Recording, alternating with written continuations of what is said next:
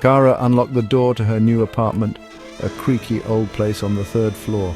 The paint peeled, the floors groaned, but it was hers, and after a bad breakup, that was enough. She unpacked her few belongings, the silence pressing in, broken only by the distant hum of the city and the drip of a leaky faucet. Shadows stretched across the floor as night fell, and every sound seemed amplified. Kara tried to read, but her eyes kept darting to the dark hallway.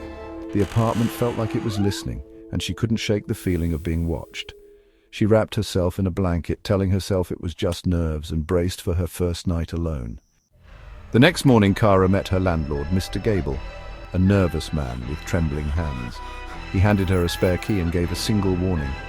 "If you hear a knock at 3 a.m., never open the door. Don't look, don't speak, pretend you're asleep." Kara tried to laugh it off, but his fear was real. That night she lay awake, the warning echoing in her mind. At exactly 3, a soft knock sounded at her door. Tap, tap, tap. Kara froze, heart pounding, and did nothing. The next night it happened again. Each time the knock came at 3, never earlier, never later. She never opened the door, but the unease grew. The rule was simple, but the fear was not. The knocking became a ritual, 3 soft taps, always at 3. Kara stayed in bed, paralyzed, remembering Mr. Gable's warning, but soon it wasn't just knocking. Some nights she heard footsteps shuffling away or saw a tall shadow pass under the door. She left a lamp on, but the shadows only deepened. Sleep became impossible. Every creak made her jump. Desperate, she called Mr. Gable. "It's happening," she whispered. "The knocking, the footsteps." His voice was urgent. "Ignore it, never let it know you're there, never open the door."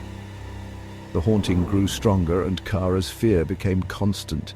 She felt watched, even in daylight. The apartment was no longer a refuge.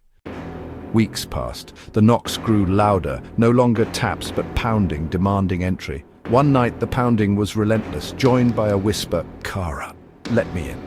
Her name repeated over and over. Terror and anger collided. She had to know who was tormenting her. Ignoring every warning, Kara crept to the door and opened it.